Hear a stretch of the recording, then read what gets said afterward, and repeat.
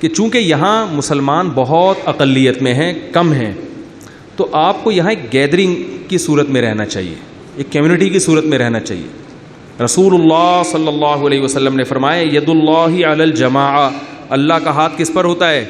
جماعت پر ہوتا ہے، اجتماعیت میں ہے۔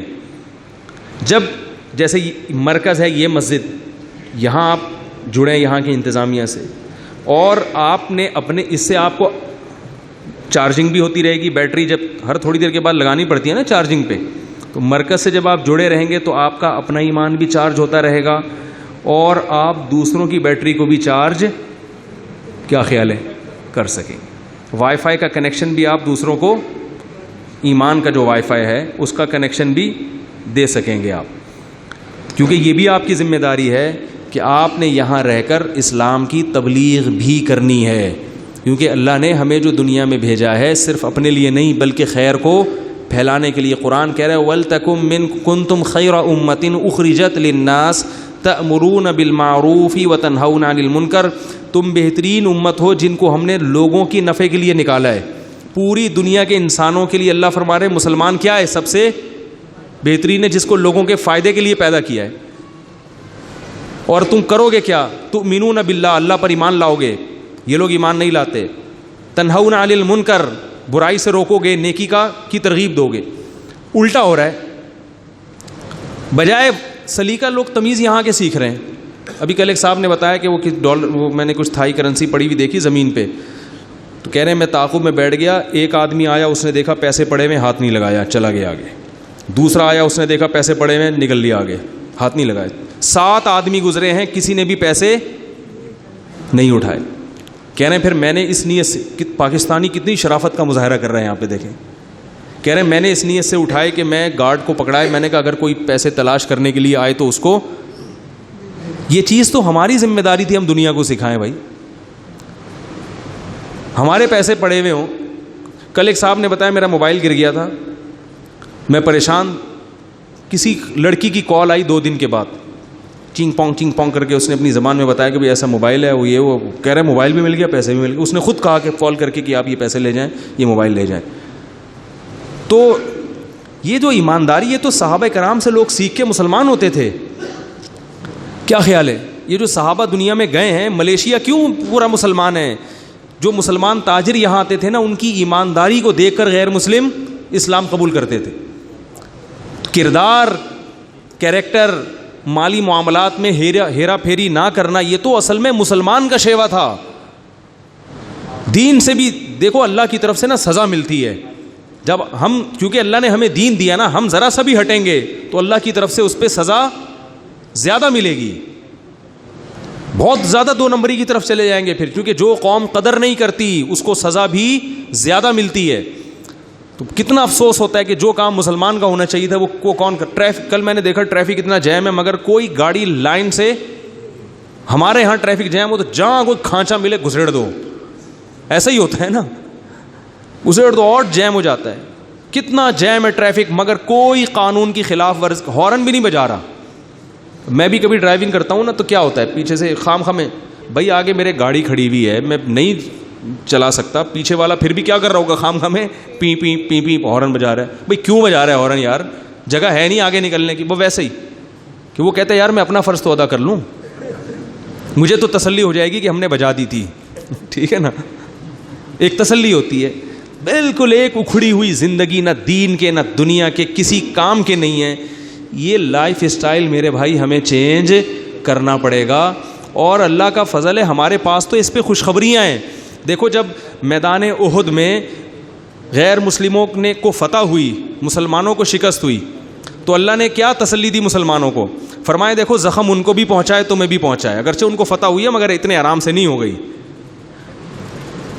ان کو بھی زخم پہنچے تم کو بھی، لیکن کیا ہے، ترجون من اللہ ما لا یرجون، تمہیں جو زخم پہنچا ہے اس پہ تمہیں اللہ سے ثواب کی امیدیں ہیں، ان کو اللہ سے ثواب کی امیدیں نہیں ہیں۔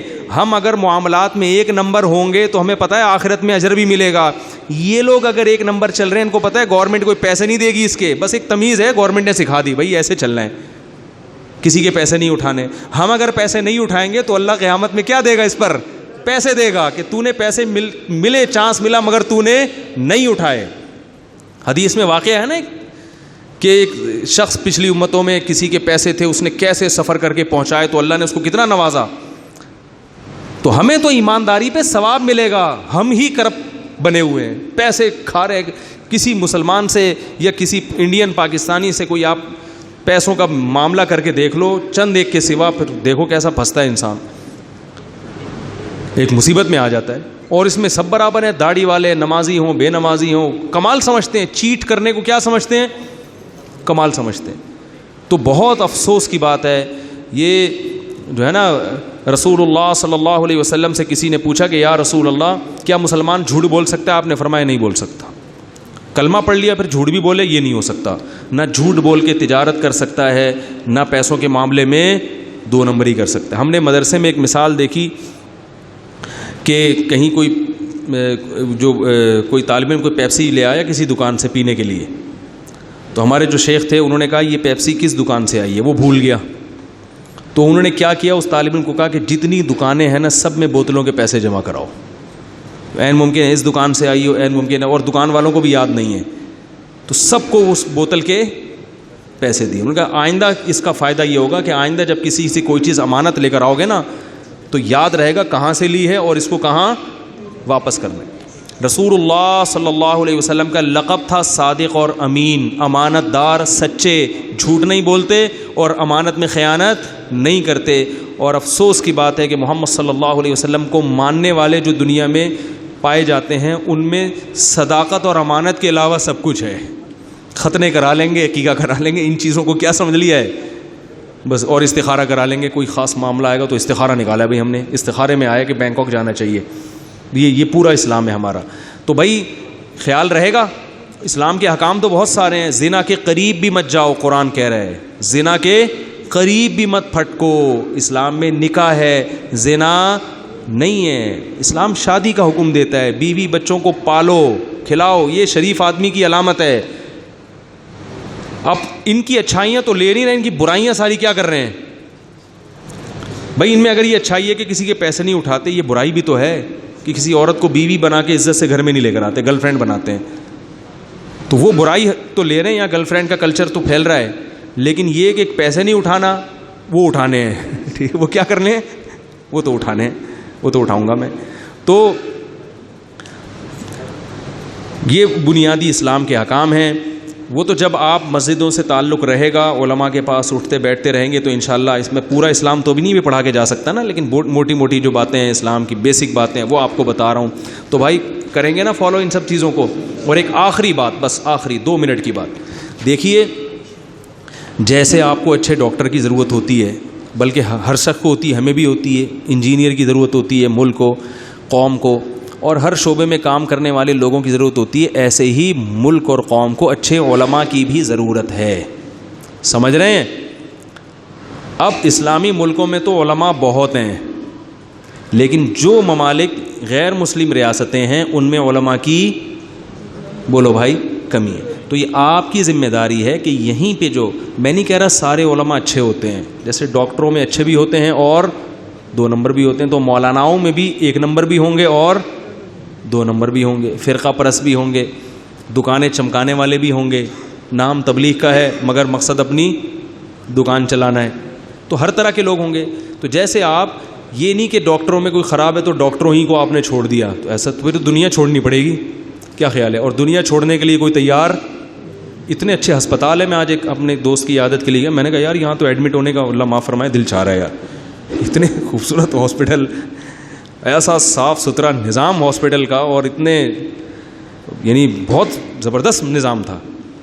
تو میں نے کہا یار یہ تو اتنا اچھا نظام ہے، یہاں تو کوئی غریب آدمی کو لے آؤ وہ تو کہے گا بھائی ڈاکٹر صاحب مجھے کوئی بھی فائل بنا کے مجھے کیا کر لو، یہاں ایڈمٹ کر لو. اتنا اچھا سسٹم. تو یہ تو ہماری چیزیں تھیں نا، ہمیں ایسا ہونا چاہیے تھا. خیر، تو جیسے ڈاکٹر ہماری ضرورت ہے تو بھائی علماء بھی ہماری ضرورت ہے. وہ آپ کو یہ بتائیں گے ہمیں اللہ نے کیوں بنایا، کیا اللہ ہم سے چاہتا ہے اور کن چیزوں سے ہم نے بچنا ہے. تو یہ آپ کی ذمہ داری ہے کہ آپ یہاں علماء کو تلاش کریں، ان سے کہیں کہ آپ ان کے ٹور ہوں. جہاں میں نے علماء کو دیکھا ہے جو مسجد کا امام ہے، بس وہ مسجد میں 5 نمازیں پڑھا رہے ہیں اور کوئی کام ہی نہیں، ان کا کوئی ایکٹیویٹیز ہے ہی نہیں، کیونکہ پبلک آتی ہی نہیں ہے. کوئی کام ہی نہیں ہے ان کا. بھائی آپ ان سے بولیں بھائی ہم نے یہاں ہم مسلمان ہیں, یہاں ہم نے اپنے بچوں کی تربیت کا انتظام کرنا ہے, یا ہم نے کوئی ایسا سینٹر کھولنا ہے کہ غیر مسلموں پر کس طرح سے محنت کی جائے, تھائی زبان سکھانے کا کوئی ادارہ ہو جہاں پر جو بچے یہاں مدرسے ہیں کچھ فارغ ہوتے ہیں ان کو تھائی زبان سکھائی جائے, تھائی جو غیر مسلم ہیں ان میں کیسے پازیٹیو طریقے سے اسلام کی تبلیغ کی جائے. پھر اسی طرح جو انڈیا پاکستان میں یا کہیں بھی, کیونکہ یہاں اردو اسپیکنگ ہے اس لیے میں یہ بات کر رہا ہوں انڈیا پاکستان کی, جو اردو بولنے والے علماء ہیں یا اردو سمجھنے والے علماء ہیں ان کو بلایا جائے, اپنے خرچے پہ ان کو بلایا کریں. سمجھ میں آ رہی ہے بات؟ ان کا انتظام کیا کریں. میں یہ نہیں کہہ رہا ان کو آنے جانے کے پیسے دیں, یہ نہیں کہہ رہا میں, تجارت نہ بنائیں دین کو, لیکن ان کو انوائٹ کریں, ان کے بیانات رکھوائیں, مختلف جگہوں پہ لے جائیں ان کو, تاکہ ایک ہلچل مچے, پتہ چلے کہ مسلمان زندہ قوم ہے, کچھ کر رہے ہیں مسلمان اللہ کے دین کو غالب کرنے کے لیے. جیسے آپ یہاں بزنس کی فکر کرتے ہیں, یہاں ملازمت کی فکر کرتے ہیں, یہاں اپنے مذہب کا بھی دفاع کرنا آپ کی ذمہ داری ہے یا نہیں ہے؟ یا چاہتے ہیں کہ آپ کی نسلیں خراب ہو جائیں, وہ کافر بن جائیں, یہ چاہتے ہیں کیا؟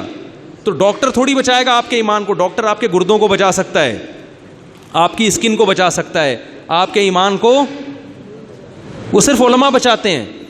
تو یہ آپ کی ذمہ داری ہے کہ علماء کو مختلف ملکوں سے بلائیں, جو بھی مثبت سوچ رکھنے والے علماء ہیں ان کو بلا کر ان سے بیانات کروائیں, اور خاص طور پہ یہاں بھی ماشاءاللہ بہت علماء ہیں, ان سے کام لیں. آپ ان کو بولیں بھائی آپ مولوی صاحب آپ نے ہفتے میں اتنے آپ کے درس ہوں گے, فلاں مسجد میں اس وقت درس دینا ہے, فلاں مسجد میں اس وقت درس دینا ہے, یہ درس قرآن کا سلسلہ ہے, درس حدیث کا سلسلہ ہے, یہ اس وقت آپ نے فقہی مسائل کا سلسلہ ہے.